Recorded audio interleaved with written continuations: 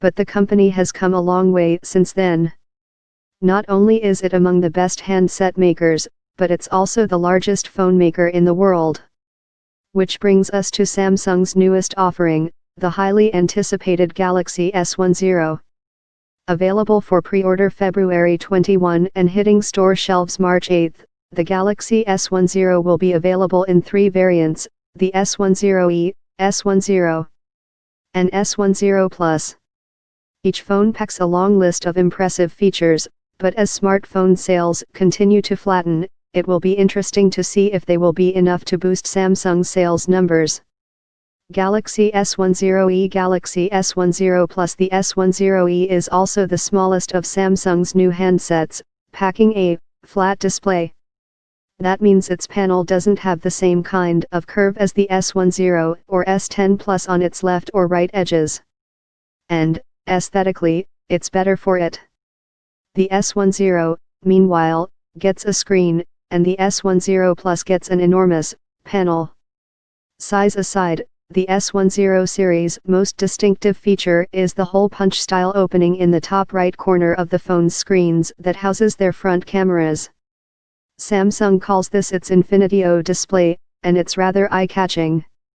The company has used the styling on other phones before, but this is the first time it's showing up on a flagship smartphone.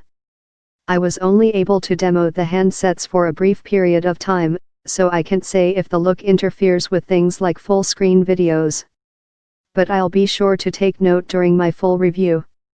As far as general styling, the S10e, S10, and S10 Plus are all quite attractive smartphones. Their edge-to-edge screens and the glass in their rear panels combine to make the handsets every bit the flagships they are meant to be. In any case, both types of fingerprint readers and Samsung's use of rear-mounted readers, which were an absolute pain and caused you to inadvertently smudge your phone's camera lens. The S10 series marks the first time Samsung is using its new dynamic AMOLED display technology. The company says the new screens are brighter than its older AMOLED panels and are HDR10 Plus certified. That's Samsung's proprietary HDR standard, which means you'll see more vibrant colors and deeper blacks. Interestingly, Samsung says its panels reduce the amount of blue light you see, which can cause eye strain and disturb sleep. I'll have to put the S10 next to last year's S9 to see if there's any actual difference in what you see, when I get my hands on a review unit. The S10e, on the other hand, gets just 2 lenses, an ultra-wide-angle and wide-angle lens. You can still zoom with the S10e, but it will use software to give you a better look at your subject rather than a physical lens. The S10, meanwhile, gets 8 GB of RAM in both its 128 GB and 512 GB versions. The S10 Plus also gets 8 GB of RAM for both its 128 GB and 512 GB versions, but if you go for the top-of-the-line variant with 1 TB of storage, you'll get a whopping 12 GB of RAM.